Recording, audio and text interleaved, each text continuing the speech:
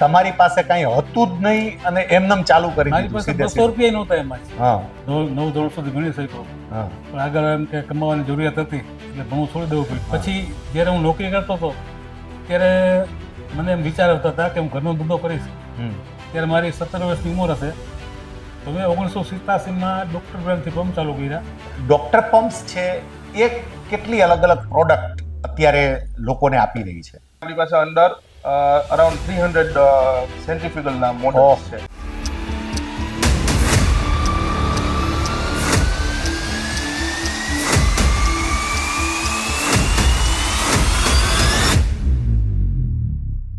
તો નાનામાં નાનો આપણો પંપ હોય ને તો એ 12 સુધી ચાલુ થાય ઓકે અને 12 લાખ સુધીનો આપણો પંપ છે. આપણું માર્કેટ ડોક્ટર પમ્પ્સ અત્યારે પેન ઇન્ડિયામાં ફેલાયેલું છે. મેં જ્યારે 25 વર્ષ સિલ્વર જ્યુબિલી વર્ષ ઉજવ્યું હા ત્યારે મને એક વિચાર એવો હતો કે આપણે ગામને દત્તક લઈએ. હા. અમે કંપનીનું ડાંગરનું બિયારણ આખા ગામને આપીએ છીએ દર વર્ષે. બરોબર. તો એનો એટલો બધો ફરક આવ્યો ને કે અત્યારે ડબલ ઉત્પાદન થઈ ગયું ડાંગરનું. ડોક્ટર પંપનું માર્કેટ જોઈએ ને તો અરાઉન્ડ 600 ડીલર નેટવર્ક છે ઓહ.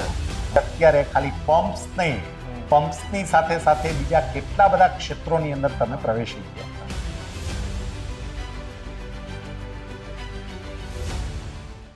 નમસ્કાર મિત્રો, સફળ ઉદ્યોગપતિ સાથેના વાર્તાલાપની સિરીઝમાં આપ સૌનું હૃદયપૂર્વક સ્વાગત કરું છું. જાન્યુઆરી 2025માં ગાંધીનગર ખાતે આયોજિત થનાર ઓનિક્સ જીપીબીએસ 2025ના સિલ્વર સ્પોન્સર ડોક્ટર પમ્પ્સના ચેરમેન શ્રી પરસોત્તમભાઈ કમાણી અને ડિરેક્ટર શ્રી વત્સલભાઈ કમાણી આજે આપણી સાથે છે. આપણે એમની સાથે વાતો કરીશું અને એમની કંપનીની માહિતી મેળવશું.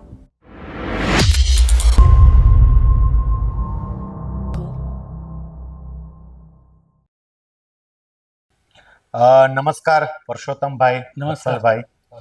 સૌથી પહેલા તો આજના આ વાર્તાલાપમાં તમારા બંનેનું સ્વાગત કરું છું.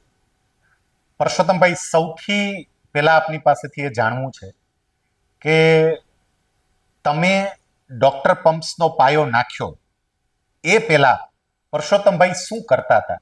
થોડી તમારા ગામની વાત, થોડી તમારા અભ્યાસની વાત અને આ કંપની શરૂ કરતા પહેલા તમે શું કરતા હતા એની વાત.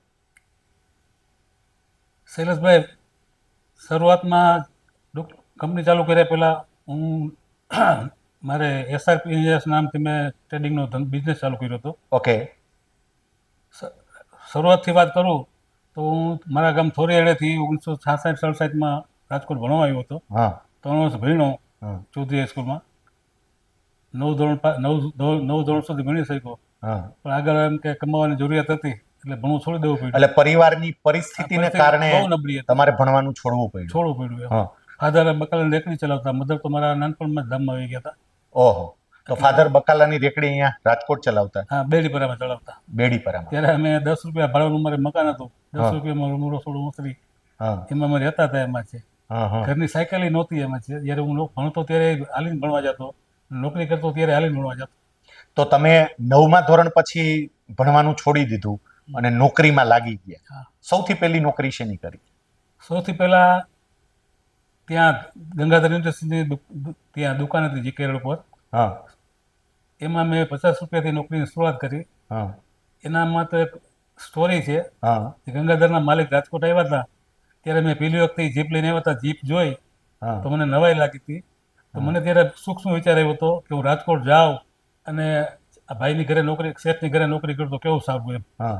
તો ભણી લીધા પછી મને પહેલી જ નોકરી ત્યાં મળી. બરોબર. એટલે વિચાર છે ને એક બીજ છે, સમય હવે કાળક્રમે કાર્યમાં પરિણમે છે, એ ચોક્કસ વાત છે. એટલે તમે જે કલ્પના કરી હતી એ હા, કલ્પના હા. સાર્થક પણ થઈ, એ હા. કલ્પના સાકાર પણ થઈ. ચોક્કસ. પછી જ્યારે હું નોકરી કરતો હતો ત્યારે મને એમ વિચાર આવતા હતા કે હું ઘરનો ધંધો કરીશ. હમ. ત્યારે મારી 17 વર્ષની ઉંમર હશે ઓકે. તો હું SRPના નામથી કરીશ. SRP એટલે સ્વામી રામાનંદ પરમહંસ, મારા ગામમાં આશ્રમ હતો, જી. શ્રી રામાનંદ પરમહંસ યોગાશ્રમ. ઓકે. તો કુદરતી મેં 2-3 વર્ષ નોકરી કરી હા. તો મને શેઠે 3,000 રૂપિયાની લોન ન આપી એટલે મને ખોટું લાગ્યું. કેટલી લોન માંગી હતી? 3,000 રૂપિયાની 3,000 ની લોન માંગી હતી. ન આપી એટલે મને હા. ખોટું લાગ્યું. હા એટલે મેં નોકરી છોડી દીધી. હા બીજે દિવસે સવારે હું બેડીપરા બેઠો હતો, સાયકલ લઈને જતો હતો ભક્તિનગરમાં, હા મારા જાણીતા હોય ને. હા તો રસ્તામાં ભાઈ મને મળી ગયા. તો મને કે કામ, મેં કીધું હું છૂટો થઈ ગયો. તો કે હાલ કારખાને. તો મને કારખાને લઈ ગયા. આજે મેં બેઠા નહોતા ટેબલ ખુરશી ઉપર. હા મને એને પૂછ્યું કે તે શું વિચાર્યું? હા મેં તો કાંઈ નહીં, કે કાંઈ ન હોય એ ભાઈ ભરતભાઈ નામ હતું એનું, કે કાંઈ ન વિચારે ઘરનો ધંધો જ કરાય. પણ મેં કીધું, મારી પાસે ક્યાં પૈસા? હા તો કે પૈસા તારે શું કરવા, ઉધાર લઈને ઉધાર દેવાનું, 100 રૂપિયા જોતો હોય તો મારી પાસે લઈ જાય છે. હા તો મને તરત જ એને માં વિશ્વાસ બેસી ગયો. મારે ઘરે કોઈને પૂછવાનું હતું નહીં. હમ સીધો ત્યાંથી હું પ્રેસે ગયો પરા બજારમાં, પરમાર પ્રિન્ટિંગ પ્રેસમાં મેં કામ કરાવતા. એટલે હા ત્યાં કેરોફના સરનામાથી એસઆરપી ઇન્જિન્સના નામથી હા લેટર પેડ, બિલ બુક અને ઓર્ડર બુક છપાવા આપ્યા. અને 5 દિવસમાં છપાઈને આવી ગયા. અને 6 દિવસે હું ટૂરમાં આવી ગયો સૌરાષ્ટ્રમાં. હા મારી 16 વર્ષની મેં ઉંમરે હું ટૂર કરતો. હા મારા ડીલરને બધા જાણીતા હોય, ઓળખતા હોય. અને એ સમયે બિઝનેસ કરવાવાળા બહુ ઓછા હતા અને એન્જિનની લાઈન નવી હતી. તો તરત જ બધા ઓર્ડર મળવા લાગ્યા. મારું કામ ચાલુ થઈ ગયું ધીમે ધીમે. તમારી પાસે કઈ હતું જ નહીં અને એમનેમ ચાલુ કરી મારી દીધું પાસે સીધે 200 સીધું? રૂપિયા નહોતા એમાં જ. હા મેરે ચાલુ કરી દીધા પછી 3 મહિના પછી મેં ભક્તિનગરમાં 30 રૂપિયાના ભાડેથી દુકાન લીધી. હા તો પેલા 10 રૂપિયાની ટોટલ ખુરશી મળી ગઈ મને. 2 રૂપિયાનું વેલ્ડિંગ કરાવ્યું અને 4-5 ખાલી પેટી લીધો અને મારું આમ ગાડું ચાલુ થઈ ગયું. એટલે માત્ર ને માત્ર 50 કે 100 રૂપિયાનું રોકાણ કરી હા. અને શરૂઆત કરી. પણ આ ભગવાનની કૃપા હતી તો જ આપણને વિચાર આપે અને વિચાર પાછો અમલમાં આવે. હા તો એ પહેલી શરૂઆતમાં જ્યારે પહેલો ડ્રાફ્ટ આવ્યો 400 રૂપિયાનો, તો મારી પાસે ખાતું ખોલાના પૈસા નહોતા, ટેબલ નહોતું, ડ્રાફ્ટ ખીચામાં રાખતો. એટલે બેંકમાં ખાતું હતું જ નહીં. ના, ત્યારે ખાતું ખોલાવું નહોતું ત્યારે. હા અને નવું ખાતું ડ્રાફ્ટ આવ્યો એટલે ખાતું ખોલાવા ખોલવું પૈસા પડે, નહોતા. જમા કરાવવા. એના પૈસા જ નહોતા, બેંક એકાઉન્ટ ઓપન કરાવવા. હા 20 દિવસ પછી મેં મારા જાણીતા પાસે 300 રૂપિયા ઓછે લઈ બેંકમાં ખાતું ખોલાવ્યું. 400 માંથી 300 રૂપિયા 2 દી પછી પાછા આપ્યા. ઓહ મારી ગાડી ચાલુ થઈ ગઈ. ઓકે. શરૂઆતમાં મેં એટલો બધો સંઘર્ષ કર્યો છે હા સૌરાષ્ટ્રમાં. એક દિવસમાં સવારે 5 વાગ્યાની બસ પકડવાની, 4 વાગે ઉઠી રોજના 8-10 ગામ કરવાના. સાથે ટૂર ખર્ચો ત્યારે ખાલી 10 રૂપિયા લાગતો ખાવા પીવાનો. આજ 52 વર્ષ પહેલાની વાત કરું તમને. ઓહો ખાલી 10 રૂપિયામાં બસ ભાડું, રહેવાનું અને હોટલનું બધું એમાં આવી જતું એમાં. હા તો એમાંય ફાયદો થાય એના માટે હું ભેગા હે ને થેલો રાખતો કે મારા ગેસ કેટનું રોજ પ્રોજરને વેચાઈ જાય તો મારો ખર્ચો નીકળી જાય હાથમાં લઈ. પછી તમે આ પંપ લાઈનમાં કેવી રીતે આવ્યા? પંપ ઇન્ડસ્ટ્રી જે જ્યારે છે. હું ટૂર કરતો ને હમ. ત્યારે રાજકોટમાં બોલ એન્જિનનો બહુ આ વિશ્વ હા બરોબર. હા વ્યાપી હા. ઇન્ડસ્ટ્રી છે.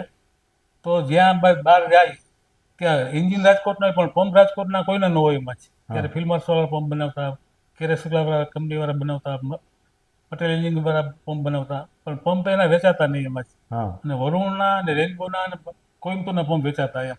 બરોબર. તો મેં તો આવું કેમ વ્યાજ છે એમ કીધું, આપણે સારી ક્વોલિટી બને આપણે શું કામ ન વેચીએ કે એમ. તો મેં 1987માં ડૉક્ટર બ્રાન્ડથી પંપ ચાલુ કર્યા. હા અને આ ડોક્ટર આવું, કારણ કે લોકો વાંચે તો એમ કે ડોક્ટર પંપ એવું, એમ કે કેવી રીતે? આ નામની પાછળનું કોઈ કારણ ખરું? જ્યારે હું નોકરી કરતો ને ત્યારે લાઈન ઓફિસમાં, એટલે પેલું ગંગાધરની તમે વાત કરતા, ત્યાં નોકરી કરતા ત્યારે? હા હા ત્યારે લાઈન ઓફિસમાં હું બ્રશથી વાર્નિશ મારતો. એ ડૉક્ટર બરોબર. બેકની બ્રાન્ડ હતી. તો ત્યારે મને નામ ગમતું. વાર્નિશની બ્રાન્ડ આ ડોક્ટરની હતી? ડૉક્ટર બેક હતું. ઓકે. એટલે એ નામ મને ગમતું. એટલે મેં પછી મારે સ્પેર પાર્ટનું ચાલુ કર્યું. એમાં ડૉક્ટર બ્રાન્ડથી ચાલુ કર્યું, લાઈન ઓફિસને પેસ્ટિંગ ને બધું. હા પછી પંપની ફેક્ટરી કરી તો એમાંય ડૉક્ટર બ્રાન્ડ રાખી. એટલે એ વાર્નિશ જે છે, વાર્નિશ કંપની, એ તો હજી ક્યાં હોય એ પ્રભુ જાણે, પણ એમાંથી પ્રેરણા લઈને ડોક્ટર પમ્પ્સની જેણે શરૂઆત કરવી એ વિશ્વ ફલક પર ફેલાઈ ગયા. જી પરસોત્તમભાઈ, બીજું આપની પાસેથી એક એ જાણવું છે કે શરૂઆતમાં માની લો કે તમે બહુ જ સંઘર્ષમય પરિસ્થિતિમાંથી નીકળ્યા અને તમે આ ધંધાની શરૂઆત કરી, તો ધીમે ધીમે તમને એમાં સફળતા મળતી ગઈ. શરૂઆતના સંઘર્ષના કોઈ એવા પ્રસંગો હોય કે જ્યાં તમને બહુ જ મુશ્કેલી પડી હોય, તો એવી કોઈ વાત હોય તો એ જાણવી છે. 1975માં જ્યારે દુકાળ પડ્યો ને, હા ત્યારે એટલી બધી મંદી આવી કે 50% ઉદ્યોગ તો બંધ થઈ ગયા હતા. હા ભાડાવાળા બધી ભાડાની જગ્યાએ બધી ભાડા ઓછા કરી દીધા હતા. ત્યારે હું પણ, મારી પાસે પૈસા તો હતા જ નહીં એમાં જ. હા તો એટલો બધો પૈસા મેં ખર્ચાઈ ગયો કે મારી પાસે જૂનું એલઆઈ હતું ને, મેં એલઆઈ વેચી નાખ્યું હતું. હા અને ઘણી વખત તો એટલું ટેન્શન આવતું ને, એક વખત તો ટેન્શનમાં મારું એક્સિડન્ટ થઈ ગયું હતું. હા કારણ કે વિચાર સાથે એમનેમ ચાલતા જતા હોય. થઈ ગયું હતું એમાં. હા પણ મને માનસિકતા મારી એવી હતી ને, કોઈ હિંમત હારવી જ નહીં એમાં છે. હા સારા દિવસો તો આવે જ. તમે તમારી નીતિમત્તા પૂરો કામ કરતા હો અને મહેનત કરતા હો તો સારું પણ આવે છે એમાં છે.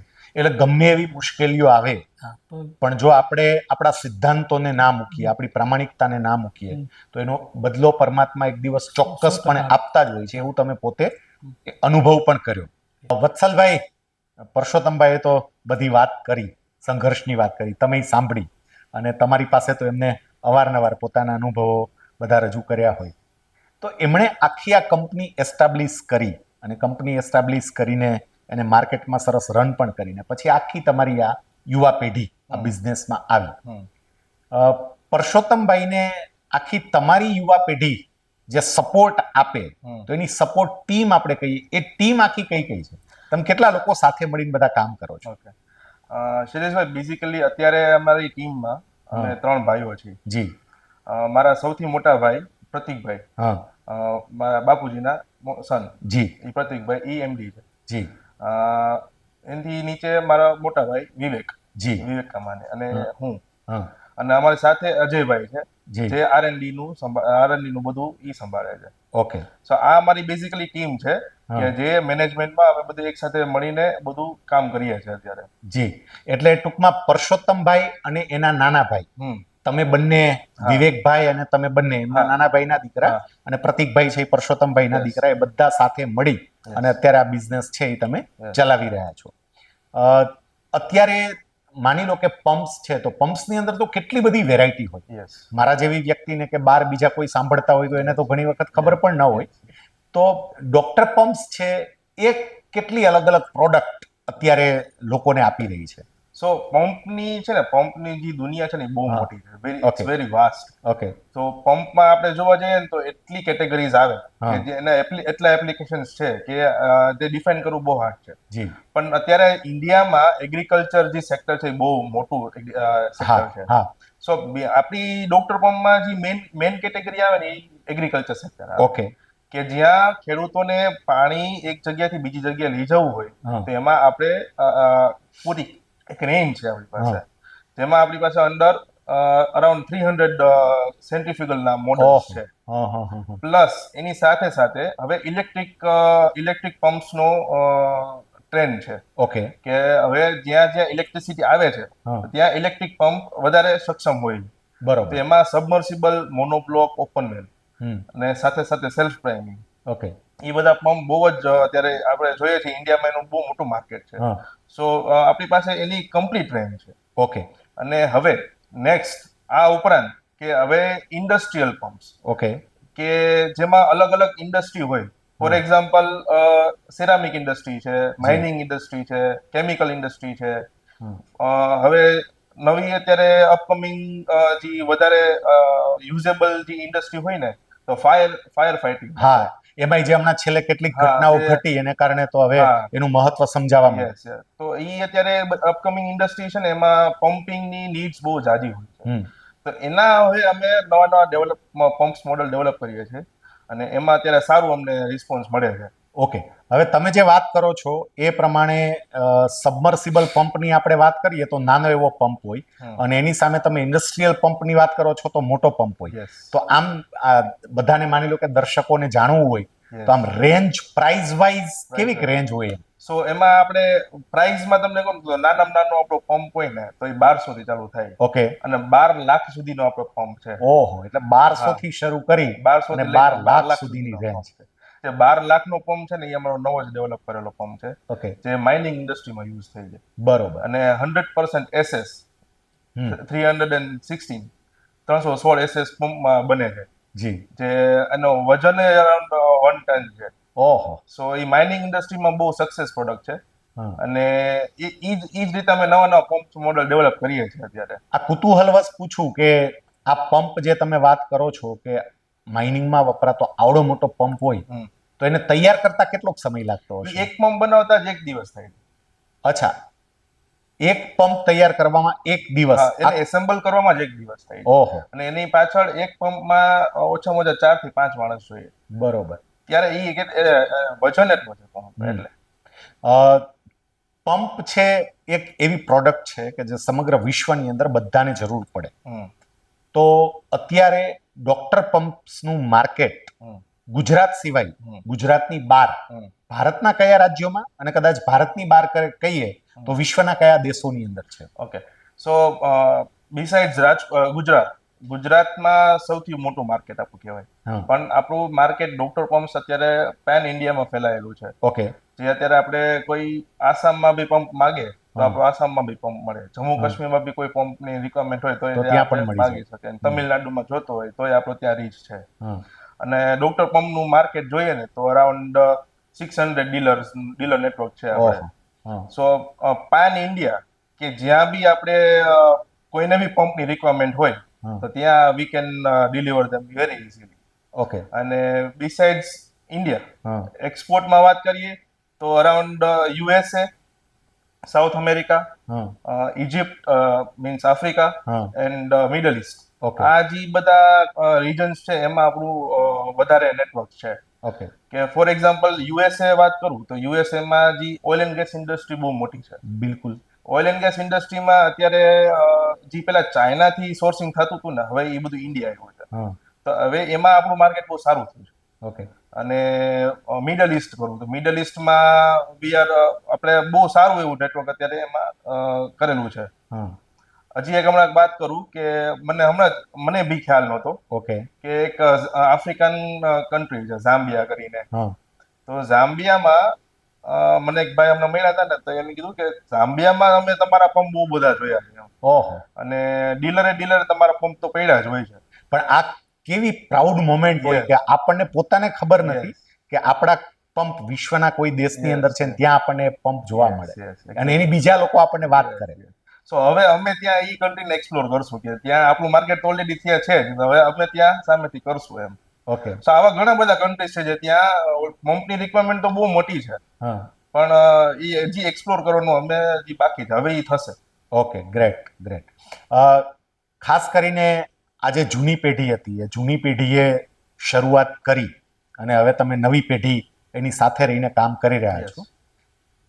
એક બાબત તમારી પાસેથી એ જાણવી છે કે કોઈ નવી પેઢીને એવું પૂછે કે જૂની પેઢી પાસેથી તમે શું શીખ્યા, હમ તો એકાદ બે વાત કેવી હોય તો તમે કઈ કહી શકો કે બિઝનેસમાં અમારે એમના આ પ્રિન્સિપલ્સનો અમલ કરવો જોઈએ એવું અમને લાગે છે અને અમે કરી રહ્યા છીએ.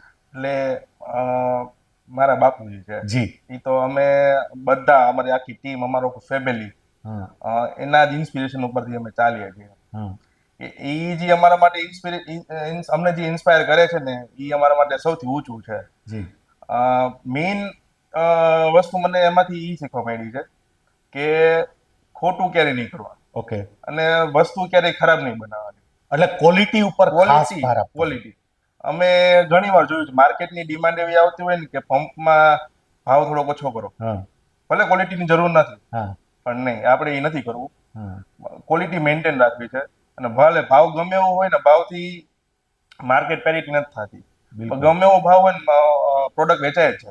હા so price is never the factor to market, ત્યારે પ્રાઇસથી ડિફાઇન નથી થતું એમ. બિલકુલ બિલકુલ. Yes. એટલે ક્વોલિટી સાથે ક્યારેય કોમ્પ્રોમાઇઝ નથી કર્યો Yes. અને આપણે હંમેશા સાચા માર્ગે ચાલવું Yes. અને ક્વોલિટી જાળવી ક્વોલિટી રાખવી, જાળવી આ બંને સિદ્ધાંતો Yes. નવી પેઢીએ બરોબર ટકાવ્યા છે. ક્વોલિટીમાં ક્યારેય કોમ્પ્રોમાઇઝ નહીં થાય, કેમ કે આજે માર્કેટમાં ઘણા બધા મેન્યુફેક્ચરર્સ છે પંપના, પણ એના પ્રાઇસ કમ્પેરિઝનમાં આપણો પ્રાઇસ જે હોય ને એ વધારે જ હોય, અરાઉન્ડ અમુક કેટેગરીઝમાં તો આપણો પ્રાઇસ ડબલ હોય છે. હમ. સો તો બી આપણા પંપનું પરફોર્મન્સ જ્યારે સારું હોય ને તો એ વેચાવાનું જ છે. Great great. અને એ આફ્રિકાનું ઉદાહરણ પણ છે Yes. કે આફ્રિકાની અંદર માની લો કે તમારી પ્રોડક્ટ જાય છે, હમણાં તમે કહ્યું કે જાંબિયામાં તો તમને ખબર નહોતી ને તમારી Yes. પ્રોડક્ટ હતી, હવે ત્યાં તો કેટલીક સસ્તી પ્રોડક્ટ પણ Yes, છે yes. અને એની સામે તમારી પ્રોડક્ટ બટ નેચરલ કદાચ મોંઘી જ હશે. યસ, આફ્રિકામાં અમારા પાસે બહુ બધી ઇન્ક્વાયરીઝ આવતી હોય જી કે અને હ્યુજ ક્વોન્ટિટીમાં રિક્વાયરમેન્ટ્સ આવતી હોય કે અમને આ પંપ આપો એમ, પણ આપણે જ્યારે પ્રાઇસ આવતું હોય ને તો આપણે એ લેટ ગો કરી દેતા હોય કે ના, અમે એ પ્રાઇસ એ ક્વોલિટી અમે નથી અમારે કરવી, હા. અમે અમારી ક્વોલિટી ઉપર આ જ રહેશું અને પ્રાઇસ બી આ જ રહેશે એમ. અચ્છા. યસ એટલે આપણે આપણા સિદ્ધાંતોને વળગી રહીએ છીએ કે તમે ગમે તેમ કરો, અમને કદાચ અમારા હા. પંપ તમે યુઝ કરો તોય ભલે, ના કરો તોય ભલે, પણ તમારા માટે અમે ક્વોલિટી ડાઉન તો ક્વોલિટી ડાઉન, નહીં જ કરીએ. ક્વોલિટીમાં ક્યારે બી કોમ્પ્રોમાઇઝ કરવાનું આવતું નથી. ગ્રેટ. પરસોત્તમભાઈ, વત્સલભાઈએ બધી સરસ વાત આખી કંપનીની બધી કરી. હવે જુદી જુદી કંપની હોય, એ કંપની CSR અંતર્ગત અલગ અલગ સામાજિક પ્રવૃત્તિઓ પણ કરતી હોય ને મેં તો જોયું છે કે મોટાભાગની કંપનીઓ છે એ બીજાને રકમ આપી દે કે તમે કરો, પણ મેં જ્યાં સુધી સાંભળ્યું છે ત્યાં સુધી ડોક્ટર પમ્પ્સ પોતે પોતાની જાતે જ આવી સામાજિક પ્રવૃત્તિઓ કરે છે અને તમે આદિવાસી વિસ્તારના એક ગામને દત્તક લઈને આખા એ ગામના અને ગામના લોકોના જીવન ધોરણમાં સુધારો થાય એવા પ્રયત્નો ચાલુ કર્યા છે. તો એ આખું શું છે એ જરા તમે વાત કરો કે ડાંગનું એ કયું ગામ છે અને ત્યાં અત્યારે ડોક્ટર પંપ શું કામ કરી રહ્યું છે. શૈલેષભાઈ, મારી વાત કરું હા તો મારા પર ભગવાનની એટલી બધી કૃપા છે હા કે મને રોજ સારા કામ કરવાની તક આપે છે. જી હું એમ માનું છું કે મારા પર ખેડૂતનું ઋણ છે. ખેડૂત માટે પૈસા કમાવાનો છું. હું ખેડૂતનો દીકરો છું તો મારે ખેડૂતના હિત માટે કંઈક વિકાસ માટે વિચારવું કરવું છે. છે. વાહ. તો એ ઈરાદેથી આજે અમારી કંપનીમાં એક સરસ મજાનું કોન્ફરન્સ હોલ બનાવ્યું છે ડાઇનિંગ એરિયા સાથેનું. હા દર મહિને 2 મહિને સોશિયલ ફંક્શન ખેતી વિકાસ લગતા ગ્રામ વિકાસ અમે કરતા એ અહીંયા કંપની ઉપર જ અહીંયા જ થાય છે. કરીએ છીએ. જી એના અનુસંધાને એક અમે સારો માસિક ગ્રામ સૂત્રના નામથી બહાર પાડીએ છીએ. જી એમાં આદર્શ ગામના લેખ હોય, પ્રત્યેક ખેડૂતના લેખ હોય, વ્યક્તિ વિશેષના લેખ હોય, સર્વાંગી વિકાસ થાય ગામડાનો, એ અમારો ધ્યેય છે. આના અનુસંધાનમાં અમારા કંપનીને જ્યારે 25 વર્ષ સિલ્વર જ્યુબિલી વર્ષ ઉજવ્યું હા ત્યારે મને એક વિચાર એવો હતો કે આપણે ગામને દત્તક લઈએ, હા એને 5 લાખ રૂપિયાનો પુરસ્કાર આપીએ. એ અનુસંધાને અમે ભવ્ય પ્રોગ્રામ કર્યો હતો હેમુકોટી હોલમાં, બરોબર 1200 માણસ સાથેનો, અને ભોજન સમારંભ સાથેનો પ્રોગ્રામ હતો એમાં. બરોબર. તો ત્યારે અમે એ હરપાડા ગામ દત્તક લીધું. ઓકે. હરપાડા ગામનું નામ હરપાડા. આ ડાંગ જિલ્લાનું હરપાડા ગામ છે. ઓકે. મારે ખેલુભાઈ નાયક સાથે બહુ સારા સંબંધ હતા. જી કે મારે ત્યાં આવતા, હું ત્યાં જતો. હા તો ત્યાંની પરિસ્થિતિ મેં જોઈ તો મને એમ થયું કે આપણે અહીંયા કામ કરવું જોઈએ કાંઈક. હા તો પછી ત્યાં ખેલુભાઈ નાયકની સાથે પીપી સ્વામી હતા, હા એને મેં સાથે લીધા. એને બધું તપાસ કરી ગામ સિલેક્ટ કરવા માટે, જી અને હરપાડા ગામ સિલેક્ટ કર્યું. તો એના વિકાસ માટે મારા મગજમાં એક પહેલેથી નકશો હતો કે ભાઈ આ શું કરી શકાય એમાં. જી તો ત્યાં ગામમાં, નાનું ગામ હતું, 700 માણસની વસ્તી છે, કંઈ પાકું મકાન નહીં, હા કંઈ બેસવું હોય, મીટિંગ કરવી હોય તો જગ્યા નહીં કોઈ. એટલે બધા ઝૂંપડા જ છે. આ બધા જ ઝૂંપડા અથવા પતરાવાળા મકાન એમ. ઓકે. ત્યારે મને વિચાર આવ્યો કે પેલા એ લોકો હનુમાનજી સિવાય કોઈ ઓળખતા નથી, ખાલી હનુમાનજીને જ ઓળખે છે, જી અને અતિ ગરીબ માણસો છે. હા તો ત્યાં હનુમાનજીનું મેં પેલા મંદિર બનાવ્યું, આગળ સત્સંગ હોલ બનાવ્યો, જી અને મૂર્તિ પ્રતિષ્ઠા કરી. ત્યારે હા માધુરી સ્વામીજીના હસ્તે. ત્યારે મેં ગામ લોકોને કીધું કે તમે જો સહકાર આપો ને તો મારે તમને પાકા મકાનમાં રહેતા જોવા છે, હા અને મને એમ વિશ્વાસ છે કે હું જોઈ ગઈશ એમ. વાહ વાહ. અમે ભગવાનને પ્રાર્થના કરીએ કે તમારો વિશ્વાસ ચરિતાર્થ થાય. હા આગળ. એટલે સ્ટાર્ટિંગમાં અમે ત્યાં એ લોકોને ખેતીની ટ્રેનિંગ આપી. નાનું એક ટ્રેક્ટર લઈ દીધું, ખેતીના સાધનો લઈ દીધા. હા હા. દર વર્ષે એને અમે ડાંગરનું એક કંપની વચ્ચે ખાલી અટકાવું કે ત્યાંના ખેડૂતોને ટ્રેનિંગ આપવા માટે શું કરો? અહીંયા લાવો કે અહીંથી કોઈ જઈને ત્યાં આપે? ત્યાંથી 10-15 ખેડૂત અહીં બોલાવ્યા, બરોબર. અઠવાડિયું અહીં રોક્યા, હા હા એને ખેતી કેમ કરે એ શીખવાડી. ત્યારે મેં જ્યાં ત્યાંની ખેતી જોઈ, હા. એ લોકો છાંટી દઈએ, કઈ વાવતા નહીં, બરોબર. પછી નીંદવાનું એ કાંઈ નહીં એમાં છે. હા. એમાં કઈ ઉપજ તો વધારે આવે નહીં. જી એટલે જનરલી સરકારની બધી મદદ બહુ મળતી નહીં. એ લોકો થોડાક આળસુ થઈ ગયા હતા હા કે ખેતરમાં પથ્થર પડ્યો તો પથ્થર ઉપાડે નહીં એમ. બરોબર. પણ એના માટે અમે પાયાથી કામ ચાલુ કર્યું. હા. પેલા અહીં ખેડૂતને બોલાવ્યા હા ગામના, હા અઠવાડિયે અહીં રોક્યા, સોમનાથની જાત્રા એને મંદિરના દર્શન કરાવ્યા, અમારા જી. ખર્ચે કંપની કરશે. હા પછી પાછા અમે ત્યાં જાય ત્યારે અહીંથી સારા ખેડૂતને લેતા જાય માર્ગદર્શન માટે. હા કોઈને કાંઈ તમારે ઊંડું એનો વિકાસ કરવો હોય કે સારું કામ કરવું હોય તમારે ઊંડા ઉતરવું પડે એમાં. જી એટલે અમારી જે માનસિકતા છે એ પ્રમાણે અમે દર વખતે ત્યાં વર્ષમાં એકાદ વખત જઈએ, હા પ્રોગ્રામ કરીએ, હા એ લોકો સાથે રોકાઈએ. અમે કંપનીનું ડાંગરનું બિયારણ આખા ગામને આપીએ છીએ દર વર્ષે, બરોબર. જેથી એની આવકમાં ઉપજમાં વધારો હા, થાય. હા, પેલા એ લોકો છેતરાતા હોય, ઊંચા ભાવથી લેતા હોય, નબળું બિયારણ આવતું હોય, તો એનો એટલો બધો ફરક આવ્યો ને કે અત્યારે ડબલ ઉત્પાદન થઈ ગયું ડાંગરનું. હવે એ લોકોનું ત્યાં ડાંગર છે ને 15-20 રૂપિયા કિલો વેચાઈ જાય એ લોકોની. જી તો મને વિચાર આવ્યો કે આ લોકોને આપણે ડાંગર ઊંચા ભાવથી આપણે 100 રૂપિયા વેચવી તો ઓર્ગેનિક વેચી શકીએ એમાં. હા તો એના માટે મેં નક્કી કર્યું છે કે હવે ત્યાં એક સમાજ ફેબ્રિકેટેડ 1000 વારમાં બનાવી હા. અને આખા ગામને ગૃહ ઉદ્યોગ ચાલુ કરી દેવો. પાપડ, નાગલી, એ લોકો નાગલી ખાય, હા બરોબર. હા હા અને બાકી તો ઘઉં તો ખાતા નથી, ઘઉં હા. વાવતાય નથી, હા મકાઈ ખાય છે. હા તો એનું નાગલીની ઘણી બધી વસ્તુઓ બને છે, અને બીજે બધે ગૃહ ઉદ્યોગ થયા છે. હા તો આ ગામમાં જે ગૃહ ઉદ્યોગ ચાલુ કરી દઈ, એની વસ્તુ ઊંચા ભાવથી વેચી દઈ, હા. તો એ લોકો 5 જ વર્ષમાં એની જાતે એનું ઘર મકાન એ આર્થિક રીતે સમૃદ્ધ થઈ જાય. તમે જે સપનું કહેતા હતા કે એના ઘર પાકા થાય, એ ઘર પાકા થાય, અને એ દિશામાં તમે જે આ વાત કરી ને કે લોકો જઈને ખાલી મદદ કરીને આવતા રહેતા હોય, પણ એને બદલે તમે એટલો સરસ નક્કર પ્લાન કર્યો કે ખેડૂતોને તાલીમ આપીને તૈયાર કર્યા, પછી એની જમીન છે એમાં યોગ્ય બિયારણ મળે એટલા માટે તમે કંપનીનું બિયારણ આપ્યું, એનું પ્રોડક્શન સારું થયું તો હવે એને બહુ જ સારો ભાવ મળે એના માટે પણ તમારા પ્રયત્નો ચાલુ છે અને ખરેખર એને કારણે ત્યાં પરિવર્તન ધીમે ધીમે દેખાવાનું શરૂ થઈ જ ગયું હોય. મેં એમ નક્કી કર્યું કે આ લોકોના દિલ જીતીએ ને હા તો જ એ આપણને સહકાર આપે અને આપણા પર વિશ્વાસ મૂકે. જી મેં 2 વર્ષ પહેલા છે ને આખા ગામના 60 વર્ષની ઉંમરના લેડીઝ જેન્ટ્સને છે ને હા સૌરાષ્ટ્રની યાત્રા કરાવી. ઓહો 2 બસ બાંધી હતી. હા ત્યાંથી અહીંથી એક ગાડી મોકલી વ્યવસ્થા માટે. બરોબર પોઈચાથી થઈ અને પાવાગઢ થઈ સાળંગપુર, હા રાજકોટ, દ્વારકા, સોમનાથ, બરોબર. જુનાગઢ હા. અને વીરપુર અને ખોડલધામ થઈ અને 5 દિવસનો પ્રોગ્રામ કર્યો હતો. એમને તો કદાચ એના સપનામાં કોઈ દી નહીં વિચારવું હોય કે અમે આવી યાત્રા 50% તો કરશું. જિલ્લા બહાર નો નીકળે, 50%, ઓહો. 25% ગામ બહાર નો નીકળાવે. હા હા એટલા એ ગરીબ છે, પણ મને તમને કહેતા નવાઈ લાગશે. એની સૌથી વધારે આ લોકો સાથે તમે આટલું કામ કર્યું, આદિવાસી સમાજ સાથે એના ઉત્કર્ષ માટે તમે આટલા સરસ પ્રયત્ન કર્યા, તમને એની સૌથી વધારે ગમી ગઈ હોય એવી બાબત કઈ? એ લોકોની ડિસિપ્લિન એવી છે ને જી કે આપણે કોઈ કલ્પના વિચારી ન કે આવી ડિસિપ્લિન ગામડામાં હોઈ શકે. હા તમને વાત કરું તો ત્યાં અમે ફંક્શન ગયા, હરપોળા ગયા હતા ફેમિલી સાથે, 5 ફેમિલી. ત્યાં 2 દિવસની પરિસ્થિતિ જાણવી હોય તો રોકાવું પડે તમારે પડે. ત્યાં. હા અમે 2 નાઈટ ત્યાં રોકાણા. હમ આખા ગામમાંથી ભેગી કરી ત્યારે 5 સેટી મળી એમાં છે. ઓહો હા 5 સેટી એના સૌરાષ્ટ્રના શિક્ષક હતા ને અમે ત્યાં રોકાણા હતા. ઓસરીમાં નાખી સેટીમાં છે. બરોબર. અમે 12-13 જણા હતા એટલે બાકીના બધા નીચે હતા. હા ત્યાં એની સાથે ત્યાં જઈને બધે આખા ગામમાં ખાલી 5 સેટી મળી એવી હતી. હા પછી એના ખાટલા હોય તો ખાટલા લેવા એ લોકોને શરમ લાગે. હા. પછી રાત્રે અમારા માટે એ લોકોએ સાંસ્કૃતિક પ્રોગ્રામ રાખ્યો હતો. જી પછી બીજા ઘણા બધા સાંસ્કૃતિક એ લોકોએ કાર્યક્રમ કર્યા. માનો કે મોઢામાં દાંતમાં હળ રાખી, આખું લંબુ હળ હતું, એની કોસ હોય મોઢામાં રાખી નાચતા હતા. માથે હાંડો પાણીનો ભરેલો હતો, હા એ ભરીને નાચતા હતા. બીજા ઘણા બધા અલગ અલગ બધાને program મજા આવીને એ લોકોને એટલો હરખ હતો ને. પછી આપણે માની લ્યો કે આ ગામ દત્તક લીધું તો ગામની અંદર પણ શાળા હશે, તો એ શાળા માટે આપણા શાળા માટે અમે શાળાનું સરસ મજાનું ટોયલેટ નહોતા સારા એટલે અમે રિનોવેશન કરી ટોયલેટ બનાવી દીધા. હા હિંચકા લપસિયા બધું નાખી દીધું. સરસ બગીચો વાવ્યો છે. હા અત્યારે તો આપણા ગામમાં સરસ નો સ્કૂલ સારી હોય ને એવી સરસ સ્કૂલ ત્યાં બનાવી દીધી છે. હમણાં જ આ જ વર્ષે અમે અઠવાડિયા પહેલા ગણેશ ચતુર્થીના નિમિત્તે ગયા હતા.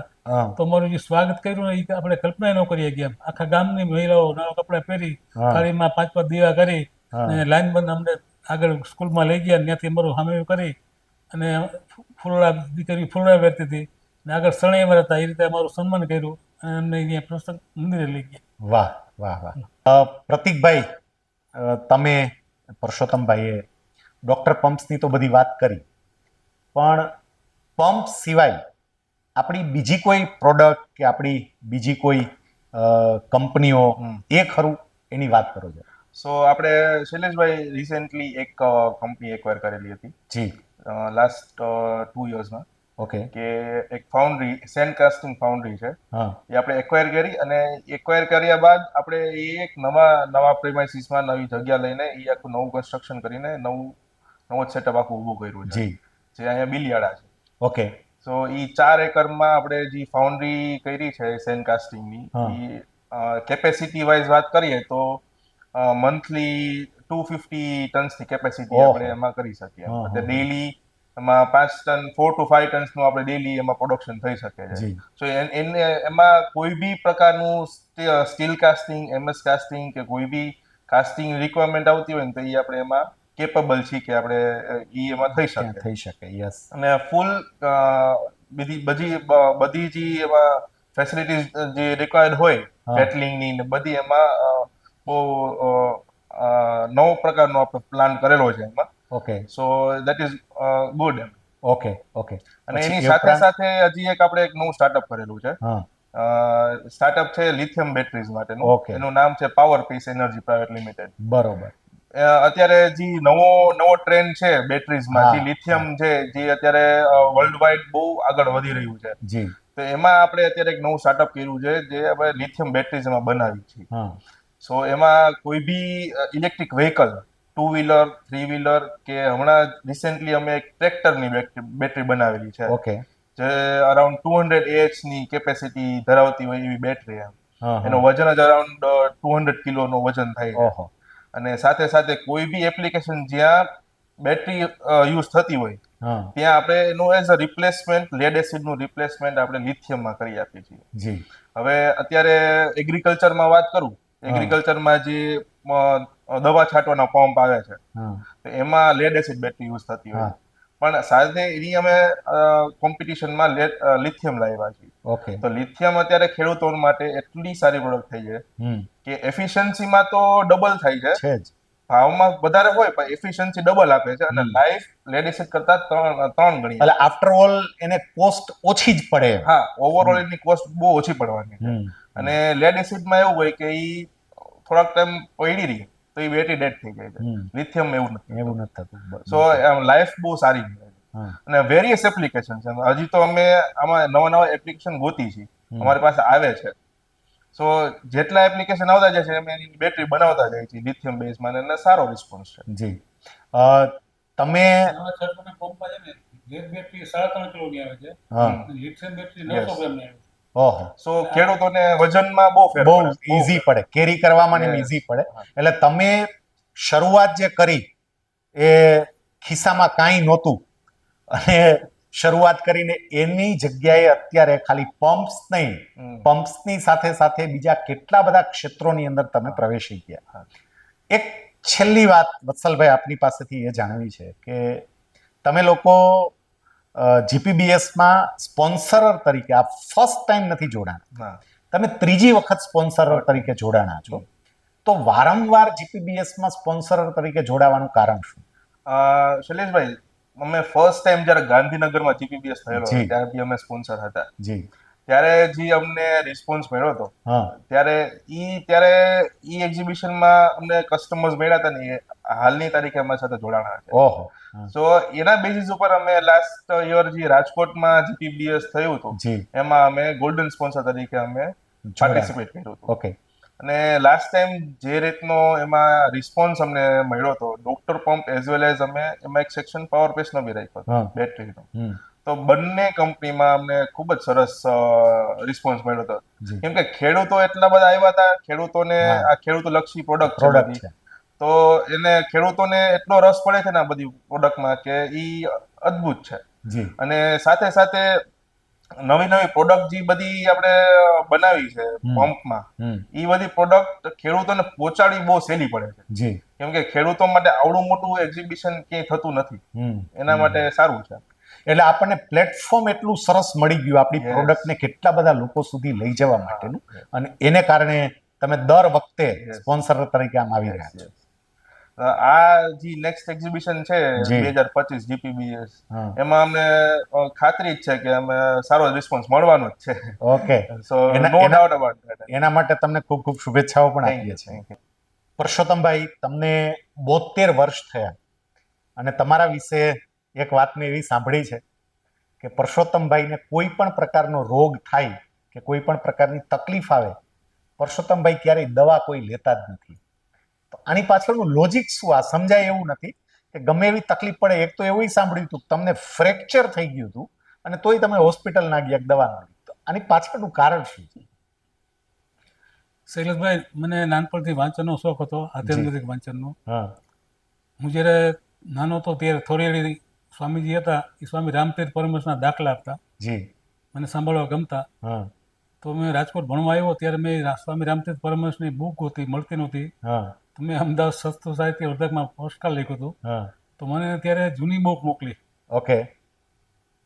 હા. એના જીવન ચરિત્રની. જી. એ બુક મેં વાંચી તો મને એટલો બધો પ્રભાવ મારા ઉપર પડ્યો હમ. કે હું આજે જે કંઈ છું ને એ બુકના વાંચનથી જ છું ઓહો. એવું મને લાગે છે. હા. એ બુકમાં મને 3 મુદ્દા યાદ રહી ગયા જી. કે આ જગત છે એવું જ રહેવાનું છે, તમારે આ જગતને અનુકૂળ રહેવાનું છે, હા. ના કે જગત તમને અનુકૂળ થઈને રહેશે. બરોબર. ગુડ. બીજો મુદ્દો હતો કે તમે તમારી જાતને હલબલાવી નાખો, આખી દુનિયા હલબલાવી શકશો. વાહ. વાહ. એનો મતલબ એ કે તમે ધારો તો કરી શકો. બિલકુલ. યસ. ત્રીજો મુદ્દો એવો હતો કે તમે બીમાર પડો તો હા. તમારે દવાની જરૂર નથી, પણ ભગવાનને પ્રાર્થના કરવાની જરૂર નથી, મને હાજો કરી દો. બરોબર. તમે રોગનો સ્વીકાર ન કરો હા. તો રોગ આપોઆપ મટી જશે એમ. હા. તો મેં ખતરા ચાલુ કર્યા હા. કે દવા રોગ મટી દવા જતો વગર મટે ખરું એમ. તો શું કામ આપણે દવા લેવી જોઈએ. હા. તો મેં બીમારી પડ્યો ત્યારે રોગનો સ્વીકાર ન કર્યો હા. તો રોગ મટી જવા માંડ્યા એમાં છે. હા. તો મને એવા તો ઘણા બધા અનુભવ થયા. મને જ્યારે 40 વર્ષ પહેલા બીપી આવ્યું હા. તો ત્યારે બીપીની ટીકડી તો હજી બોર્ડ ઉપર ડૉક્ટર ચાલુ કરી દે. હા. મેં કોઈ બીપીની ટીકડી લીધી જ નહીં. ઓહો. પછી મને ડાયાબિટીસ હતું, 200 હતું, હા પછી 300 થયું, 400 થયું, 500 થઈ જતું. હા પણ માનસિકતા જેવી થઈ ગઈ મારે દવા લેવી જ નથી એમાં. હા અને મને કઈ તકલીફ જ નથી, ખરેખર કઈ તકલીફ જ નથી. હા એટલે હું ઘણી વખત બીમાર પડ્યો છું એમાં છે. 2 વખત બરાબર. ફ્રેક્ચર થયું. હા તો ઘરના બધા ચિંતા કરે તો ડૉક્ટર પાસે લઈ જાય. હા તો પહેલી વખતે ડૉક્ટર ડાંગરિયા હતા, હા એને મને પાટો બાંધી દીધો આખો. હા અહીંથી પગથી કમર. મેં ઘરે આવીને તરત જ છોડી નાખ્યો. 3 દી આરામ કર્યો તો મારો પગ મટી ગયો. માઇનોર ફ્રેક્ચર હતો. હા બીજી વખતે પાછું 5 વર્ષ પછી ફ્રેક્ચર થયું તો ઇમ્પોર્ટેડ પ્લાસ્ટર પગમાં મારી દીધું હતું. બરોબર. ઘરે આવી મને થયું કે મારે કઈ જરૂર નથી. હા ભાઈ સુઈ ગયા એટલે ફ્રેક્ચર થોડી નાખ્યું. 2 કલાક લાગી. હા કાતર લીધી ને ચાકુ લીધું ને બ્લેડ હા. લીધી ને, પણ એવી મજા આવી ને કે હા. રોમાંચ થતો હતો એમ. હા 10 દિવસ પછી મારે ફરવા જવાનું હતું ત્યાં આપણે ચારધામની જાત્રામાં. હા તો મારો પ્રોગ્રામ તો અગાઉથી નક્કી થઈ ગયો હતો. તો બરોબર. ફ્રેક્ચર પછી મેં જાત્રા કરી. હા પગ અને કોઈ હાલી- તકલીફ ના પડે. ના, પીડા થાય તો પીડા તમે સહન કરો તો તમારું શરીર પીડા રહી જ થઈ જાય એમ જ. હા તમને કઈ નડે નહીં એમ. હા પગ હોજી જાય, પાછું રાત્રે ફોજો ઉતરી જાય, પાછું સવારે ચાલી એટલે ચડી જાય એમ જ. એટલે ટૂંકમાં તમે જ્યારે તમને તકલીફ પડે છે તો તકલીફ પડે ત્યારે તમે મેડિસિન નથી લેતા કે કોઈ સારવાર નથી કરાવતા, તો તકલીફ તો પડે જ, પણ એ પીડાને સહન કરવાની તૈયારી હોય તો શરીર ટેવાઈ જાય એવું તમે કહો છો. એક વખત મારું એક્સિડન્ટ થયું. હા એક્સિડન્ટ એવું થયું કે હું સ્કૂટર લાવતો ને મેં આગલી બ્રેક મારતી હતી તો હું 40 ફૂટ ઢળાણો. તો મારું પેન્ટ હાવ ચિત્રાલ થઈ ગયું, હા શર્ટ ચિત્રાલ થઈ ગયું, હા અંદરનું ઇનર છે ને હા એ ચિત્રાલ થઈ ગયું એમાં જ. હા હા તો હું જ્યારે પહેર્યો ને ત્યારે મને પીડા તો નથી, મને હસવું જ આવ્યું કે હું પહેર્યો. આ સત્ય હકીકત છે હા કે હું પહેર્યો એમ કરીને મને હસવું જ આવ્યું, એટલે મને પીડા થઈ જ નહીં. ઘરે જઈ મારે મિસિસ ડસ્ટબિનમાં કપડાં નાખી આવી. મેં પાણીથી સાફસૂફ કરી હા અડધી કલાક પછી મારે કારખાને ગયો. 3 દિવસ પછી મને કાંઈ નહોતું, બધી રૂજ આવી ગઈ હતી. ઓછામાં 20 જગ્યાએ તો ગુમડા થઈ ગયા હતા, કાંકરા ભરાઈ ગયા ને, હા. લોહી લોહાણ થઈ ગયો તો બધે એમાં જ. એટલે તમે અત્યારે જે વાત કરો છો એ મેડિકલ પર્સન તો કોઈ સ્વીકારી ન શકે, પણ ખરેખર સ્વામી રામતીર્થે પોતાના અનુભવોના આધારે જે લખ્યું હશે ને, તમે તો પોતે એનો અનુભવ કર્યો છે, એટલે એક આખો સંશોધનનો વિષય બને છે. મને વાત કરું ગયા વર્ષની જ, જી તો હું વોકિંગ કરતો ને ત્યારે મને થોડું છાતીમાં દુખતું હતું અને હા. શ્વાસ ચડતો હતો વોકિંગ કરતો ત્યારે. પછી વધારે છાતીમાં દુખવા મળતું હતું, એટલે હું 2 વખત તો પાછો આવ્યો. તો એક વખત બુધવારે મંગળવારે રાત્રે છાતીમાં બહુ દુખ્યું એમ. હા મેં ઘરે કોઈને વાત ન કરી. હા સવારે હું ગાડી લઈને ડૉક્ટર સાપરિયા સાહેબને બતાવવા ગયો. જો ઘરે કોઈને ભેગા લો તો એ મને ખબર હતી કે કંઈક પ્રોબ્લેમ હોય તો ચિંતા કરે, આપણે દવા લેવી પડે એમ. હા તો એને બધું મારું એક્સિજન કર્યું. મને કે તમને તો એક ચાલુ કેના ભેગા આવ્યા? હા મેં તો ગાડી જાતે ગાડી હલાવીને આવ્યો છું. હા મેં ના પડીને તો ઘરે મારા મિત્ર છે દામજી ભુવા, એને ફોન કર્યો. અને દામજીભાઈ મારા મિત્ર છગનભાઈ ગઢિયા અને 4-5 જણા 15 મિનિટમાં ઘરે આવી ડૉક્ટર પાસે આવી ગયા. હા મેં કીધું મુંજાણા, મેં કીધું આ તો બધા દવા લેવ રસ. હા તો બધા ડૉક્ટર પાસે હતા, હું બહાર બેઠો હતો. હા. ગાડીની ચાવી મારી પાસે હતી, હું ગાડી લઈ હા. ડ્રાઇવિંગ કરીને ઘરે આવી ગયો. હા અને ત્યારે છાતીમાં થોડું દુખતું હતું, બીજું કોઈ તકલીફ નહોતી એમ. હા એ લોકો ઘરે આવી અને મને સમજાવીને પરાયણે મને સ્ટર્લિંગમાં તેડી ગયા હા કે ભાઈ આમાં તમારે આવું કરો, જીદ કરે ન હાલે. હા મેં કીધું ભાઈ હું સ્ટર્લિંગમાં આવું પણ હું એન્જિયોગ્રાફી નહીં કરાવું. હા કે એન્જિયોગ્રાફી નહીં કરાવી. ત્યાં મંદિર ટીરારા છે, હા આપણા ડૉક્ટર હા ઓળખીતા છે, હા હા ત્યાં લઈ ગયા. ત્યાં સ્ટર્લિંગમાં ગયા ને એને ઇકો કર્યું તો કે અંદર વધારે તકલીફ. હા મને તો સુવાડી દો બેડ ઉપર હા ઓલી બધી બેસવા માટે, હા એન્જિયોગ્રાફી કરવા માટે. મેં કીધું મારે ક્યાં કંઈ કરાવવાનું છે એમ જ. હા મને સમજાવતા ડૉક્ટર મને કે આમાં કંઈ વાયડે ન કે વાયડે નથી કરતા. હા મારે કરાવી જ નથી. હું હા. જીદ મેં ખારો થયો તો જીદ કરી. મેં કીધું મારે ઘરે જવું છે.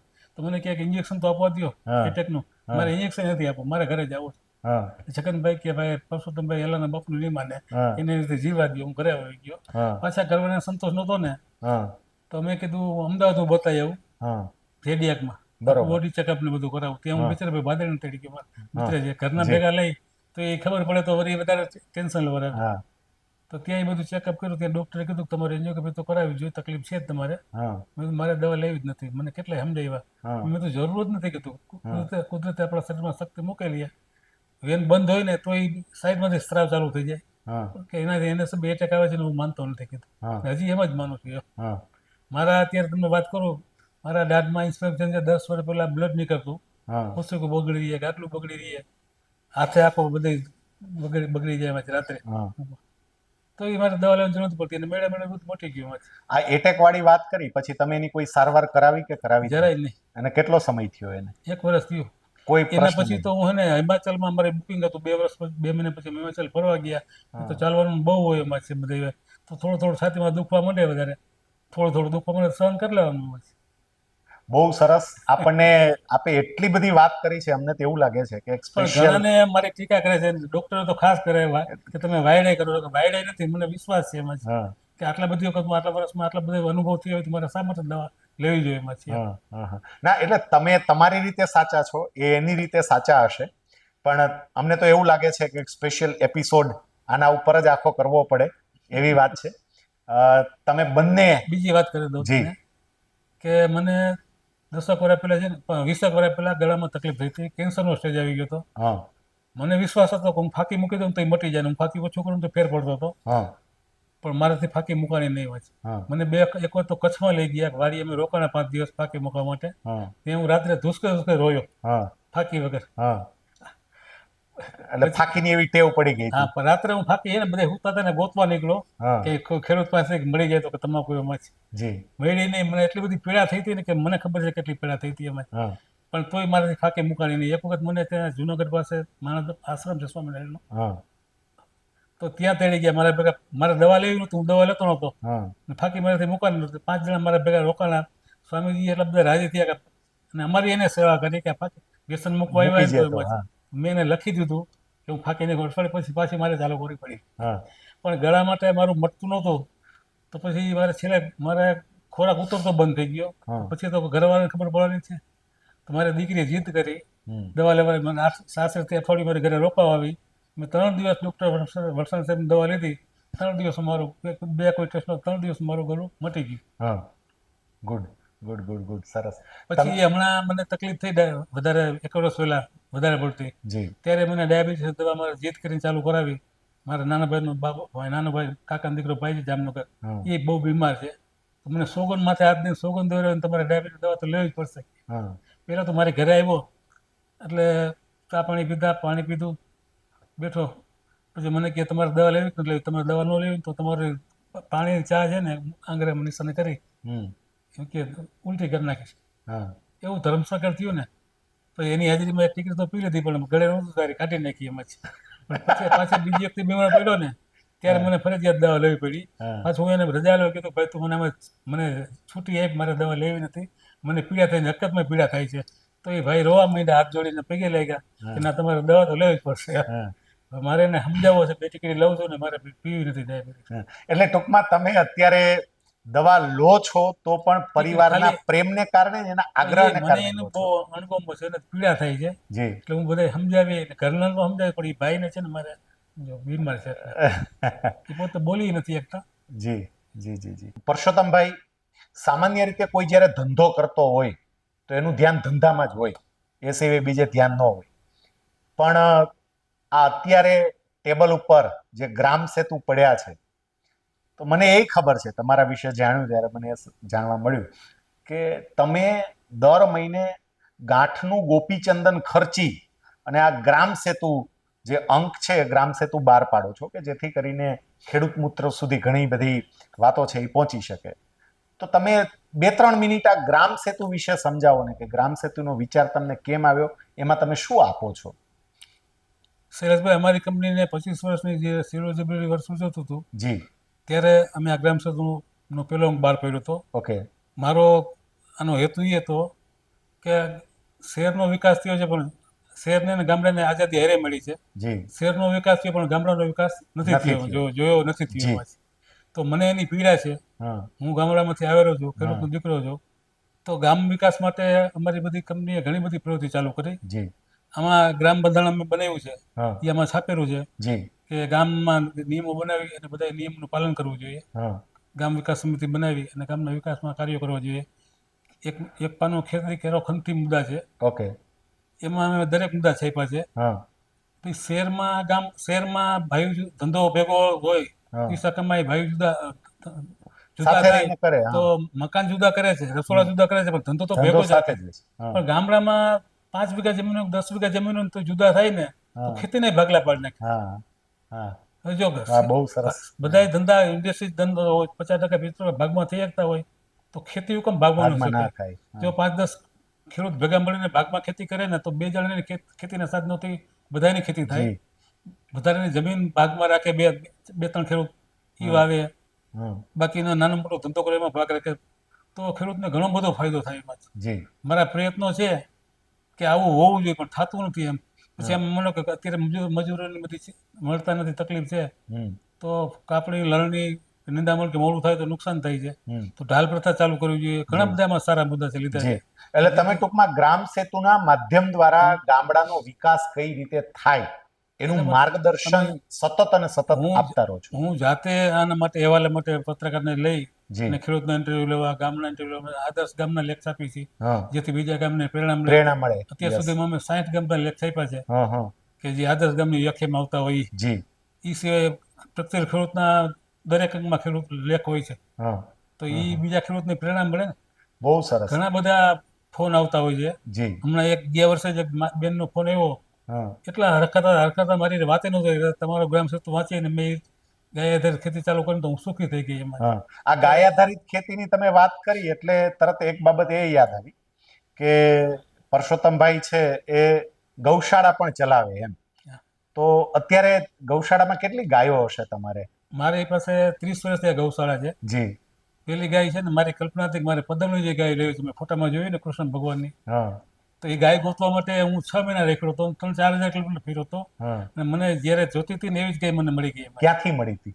એ ત્યાં કચ્છ આપણે સૌરાષ્ટ્રમાંથી એક જગ્યાએથી મળી હતી, ખેડૂત પાસેથી એમાં. હા હા પણ એના માટે જે મારે 30 વર્ષથી આ ગૌશાળા છે, તે બહુ સારી ગાયો છે, જી ને ગાયો સાથે મને એટલો લગાવ છે ને કે હું અત્યારે હાલની તકે રોજ દૂધ લેવા જાઉં, હા ગાયોને ગોળ ખવડાવું, વાછડીને ગોળ ખવડાવું. તે નાની મોટી 20 ગાયો છે મારી, નાના 20 પશુ છે મારી. જી અત્યારે મેં બીજું ફાર્મ બારિયા લીધું છે, હા તો ત્યાં બહુ સરસ ગૌશાળા બનાવી છે. ઓકે અને બીજા મારે મને એમ લાગે બધા જોવા આવશે ને એવી ગૌશાળા બનશે.